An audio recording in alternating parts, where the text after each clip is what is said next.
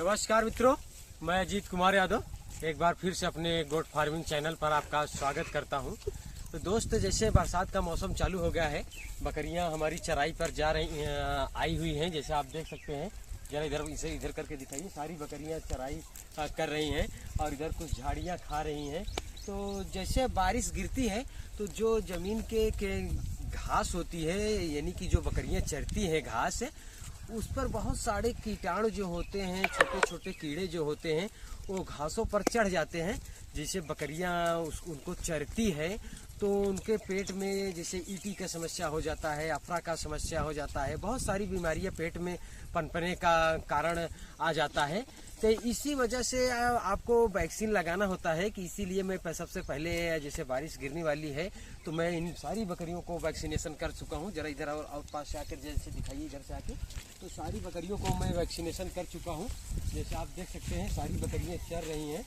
जरा इधर से आके दिखाइए, तो सारी बकरियां चराई कर रही हैं। और जैसे मैं बताया आपको कि वीडियो के माध्यम से दिखा भी रहा हूं आपको कि जैसे कहीं ज़मीन का नीचे होती है, कहीं ऊपर होती है, तो बहुत सारे कीटाणु जो होते हैं जो घासों पर आ जाते हैं, तो इन्हीं के कारण बीमारियां आती हैं।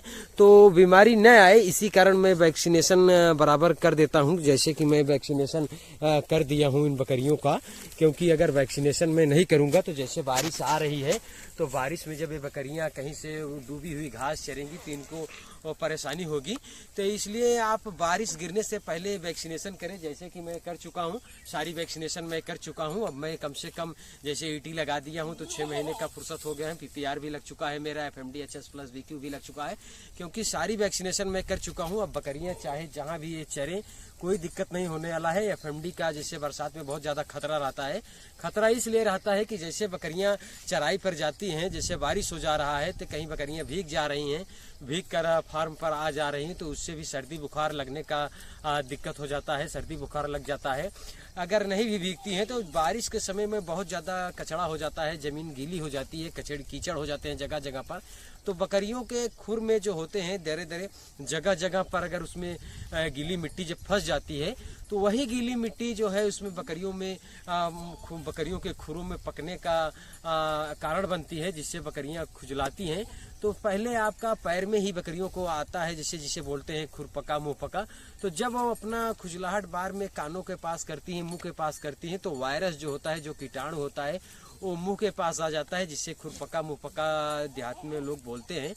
तो ये सब खतरा रहने का ज़्यादा दिक्कत होता है बरसात के समय। इसलिए मैं वैक्सीनेशन सारी बकरियों को करा दिया हूँ। जैसे आप देख सकते हैं वीडियो के माध्यम से सारी बकरियाँ यहाँ पर चराई कर रही हैं। तो मैं शाम का समय था तो मैं यहाँ पर आ गया आप जब वीडियो बनाने के लिए, कि आपको कुछ भी जानकारी मिले, क्योंकि वैक्सीनेशन करना बहुत ज़रूरी है। बारिश से गिरने से पहले मैं अपनी बकरियों का वैक्सीनेशन करा दिया हूँ। अब FMD से और HS BQ से मैं इनका बचाव एक हद तक मैं इनसे रक्षा कर लिया हूँ बरसात का समय में, क्योंकि वैक्सीनेशन अगर मैं नहीं करूँगा तो मैं बहुत नुकसान में पड़ सकता हूँ। इसलिए मैं सारी बकरियों का वैक्सीनेशन कर दिया हूँ और एक हद तक मैं सारा वैक्सीनेशन कर लिया हूँ। अब मेरा जो वैक्सीनेशन का प्रक्रिया है वो सारा वैक्सीनेशन का मैं प्रक्रिया पूरा कर चुका हूँ। तो बकरियां आप देख सकते हैं चराई के लिए आई हुई है। जैसे आप देख सकते हैं जो झाड़ियां हैं, छोटी छोटी जो झाड़ियां हैं, तो बकरियां यहाँ पर चराई कर रही हैं। तो चराई का एक अपना अलग ही महत्व होता है, क्योंकि हम फार्म पर रख कर अगर खिलाते हैं बकरियों को तो बकरियों में वो शाइनिंग नहीं आती है। कितना भी हम खिला लें, कितना भी बकरियों को ऊपर खर्च कर लें, तो बकरियां में वो शाइनिंग नहीं आती है। जो बकरियां अगर थोड़ी ही देर के लिए, अगर हमारे पास समय नहीं है तो अगर हम थोड़ी देर के लिए ही बकरियों को टहला लेते हैं और उन चराई के लिए छोड़ देते हैं, तो उनका जो मन होता है, जो उनका एक उदास भरा चेहरा होता है, वो बदल जाता है और खिल जाता है। तो बकरियां थोड़ी देर अगर घूम लेती हैं तो उनका जो पाचन शक्ति है वो भी मजबूत हो जाती है टहलने से। तो बकरियां जो खाती हैं उससे कई ज़्यादा गुना खाने लगती हैं, जिससे उनका स्वास्थ्य बहुत बढ़िया रहता है। और जब बकरियां अगर चराई पर जाती हैं, जैसे आप देख सकते हैं यहाँ पर नाना प्रकार की बहुत सारी घास होती है, तो बकरियों को जो इच्छा करता है वो उनको चरती हैं और खाती हैं, जिससे बकरियां तंदुरुस्त रहती हैं। तो चराई करने के लिए मैं अपनी बकरियों को भेजता हूँ। तो जैसे आप देख सकते हैं सारी बकरियां चराई कर रही हैं, क्योंकि जब ये चराई करने जाती हैं तो वहाँ बहुत सारी घासें होती हैं, जैसे आप देख सकते हैं झाड़ियाँ हैं, बहुत सारी प्रकार की घासें भी हैं। तो बकरियाँ चराई कर रही हैं और बकरियों को मैं वैक्सीनेशन जैसे लगा चुका हूँ, आपको बताया हूँ कि मैं अपनी सारी बकरियों को वैक्सीनेशन कर चुका हूँ। तो फिलहाल मैं एक सुरक्षा इनको कर दिया हूँ, बारिश गिरने से पहले मैं वैक्सीनेशन कर दिया हूँ, तो एक सुरक्षा अपना लिया हूँ। तो इसी तरीके से मैं बकरी पालन करता हूँ और सक्सेस भी हूँ। तो जैसे आप देख सकते हैं कई क्वालिटी की बकरियाँ हमारे पास है, तोतापरी हैं, बर्बरी नस्ल है, ब्लैक बंगाल भी है। तो 65 से 70-75 की संख्या में बकरियां हैं और इनको मैं जैसे जगह हमारे यहाँ बहुत पर्याप्त मात्रा में खाली रहती है तो मैं इनको चराई के लिए भेजता हूँ। कि जैसे मैं आपको वीडियो के माध्यम से दिखा रहा हूँ कि बकरियां ये चराई कर रही हैं। तो चराई अगर आपको संभव हो तो कराएं, अगर नहीं संभव है तो अब भाई स्टॉल फीड पर भी बकरी पालन कर सकते हो। लेकिन हमारे पास तो संख्या भी है और जगह भी है तो मैं चराई भी करा रहा हूँ। तो जैसे आप बकरियों को स्वास्थ्य देख सकते हैं, देखिए हमारा बर्बरी नस्ल का ओरिजिनल टॉप क्वालिटी का ब्रीडर है, आप देख सकते हैं वीडियो के माध्यम से। तो इसी तरीके से अगर आप जैसे चराई के लिए अगर बकरियाँ भेजते हैं तो आपका जो है खर्च है जो खर्च है वो बिल्कुल कम हो जाता है।